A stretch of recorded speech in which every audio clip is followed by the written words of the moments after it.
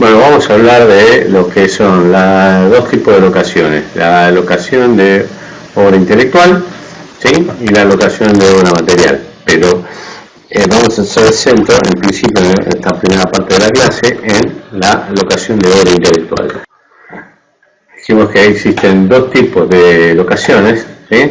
Locación de obra intelectual y locación de obra material, ¿sí?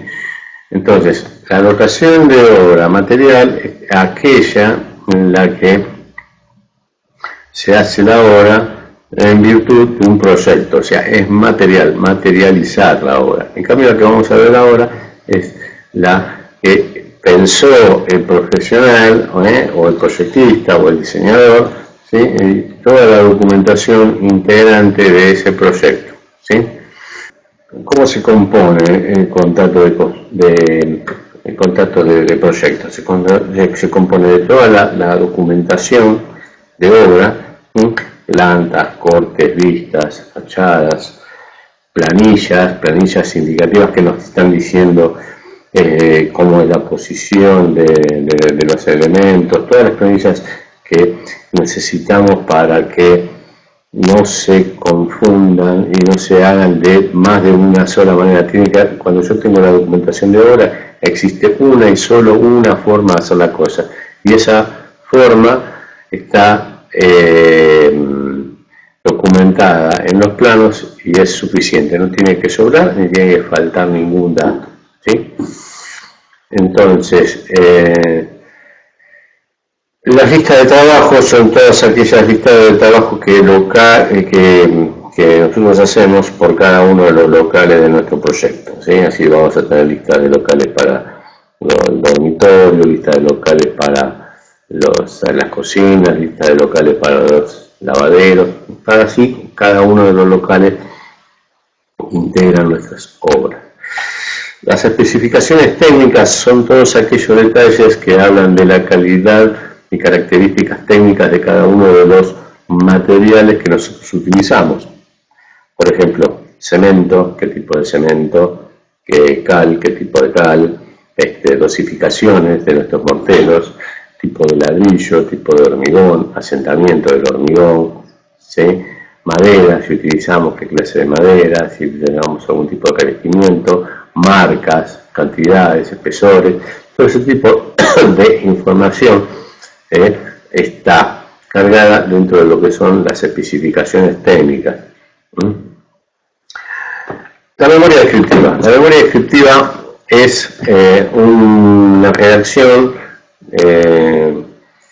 que nosotros hacemos propia de la obra que tenemos en cuestión. El presupuesto global es una sumatoria, es el resultado de la sumatoria total de todos los rubros y todos los materiales que están incluidos dentro de nuestra obra. Sumamos la albañilería, el hormigón, las excavaciones, la maquinaria, los alquileres, todos los fletes que fueron necesarios, todo eso lo consideramos, ¿sí? Y hacemos un presupuesto de todo eso. Entonces tenemos ese valor.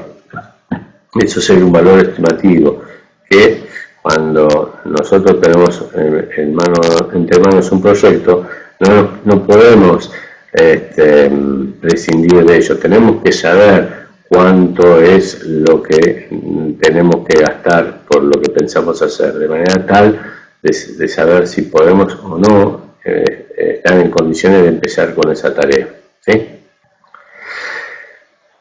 Nosotros cuando tenemos las charlas con nuestro comitente tenemos que averiguar bien en qué condiciones está ese comitente y qué es lo que realmente necesita.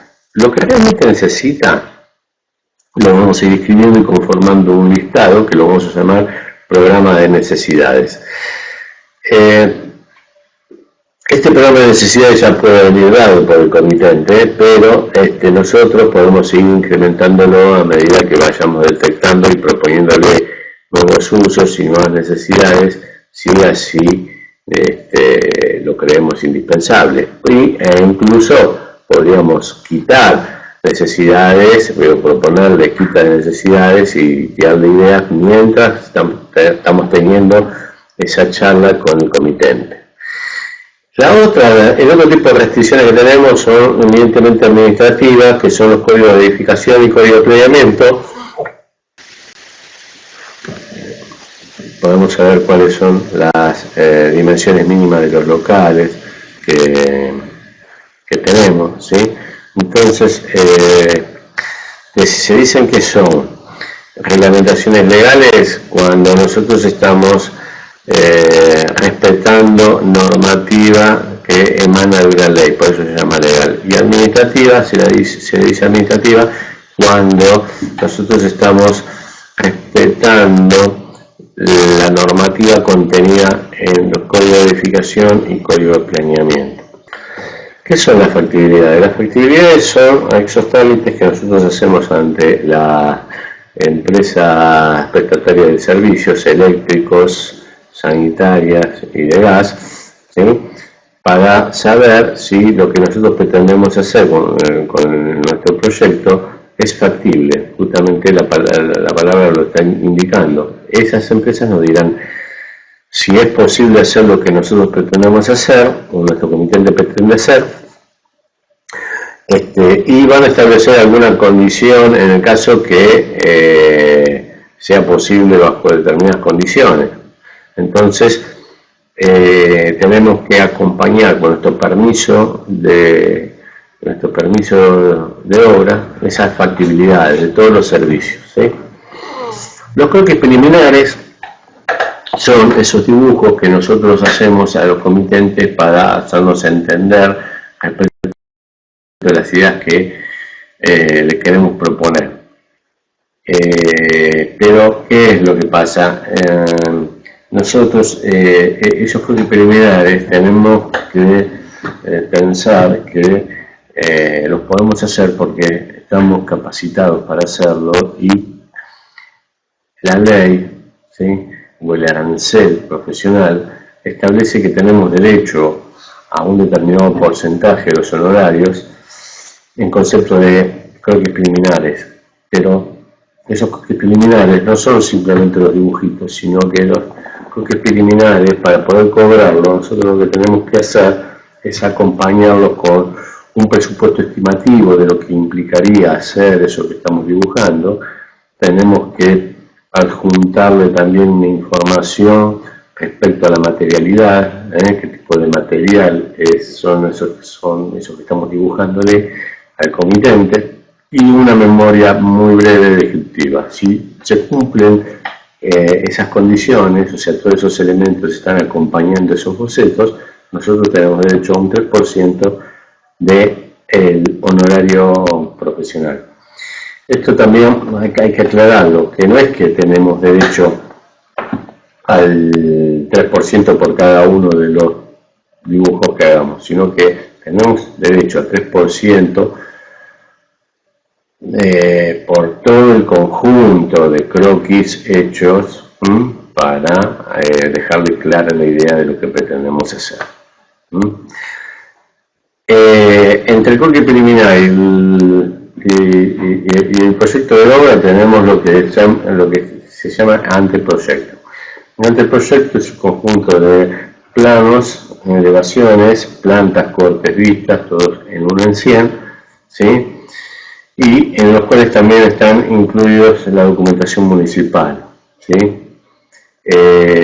Por este tipo de trabajo tenemos derecho a un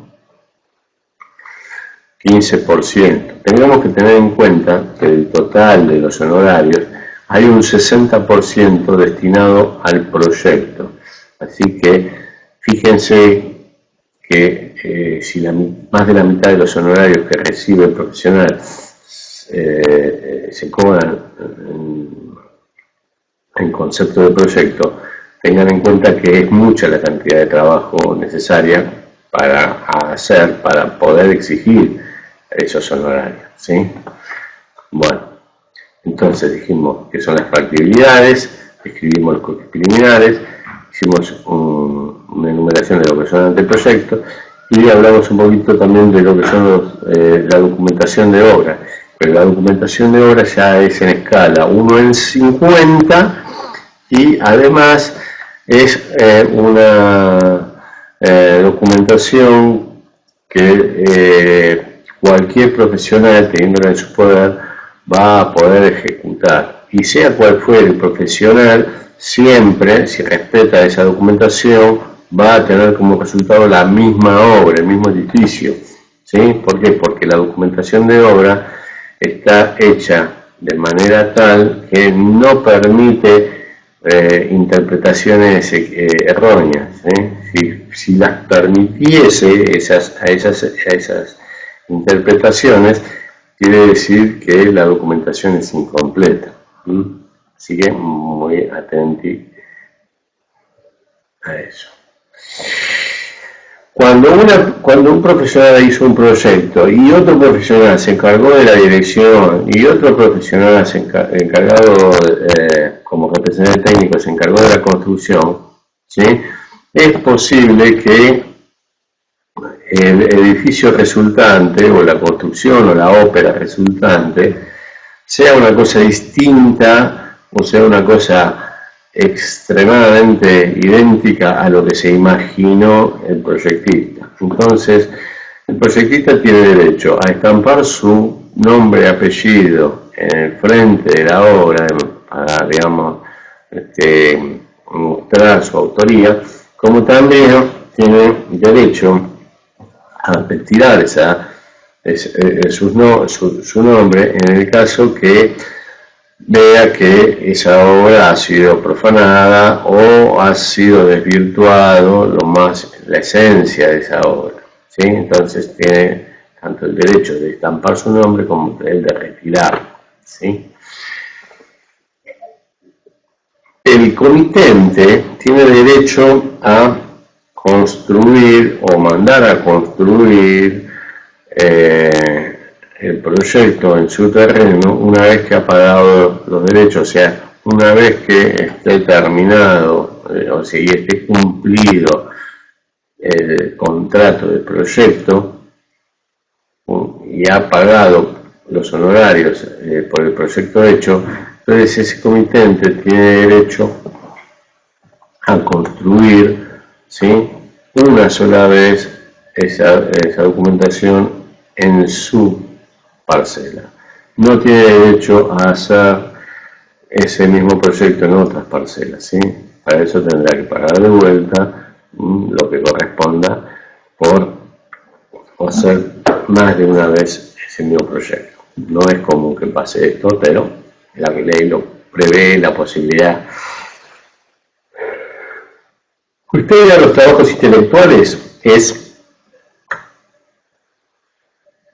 cuando aún registrados en el gobierno de la ciudad, aún registrada la encomienda profesional, la obra es de tal originalidad que el autor decide registrar los derechos. Para ello existe el registro de autores y compositores, ¿sí? Registro de autores que creo que funciona en la región Florida, y ahí registra su obra, paga un canon que se paga anualmente y lo va renovando anualmente. Cualquier persona que quiera hacer uso de su idea, su invento, o que quiera reproducir su obra, va a tener que pagar el derecho de autor, ¿sí?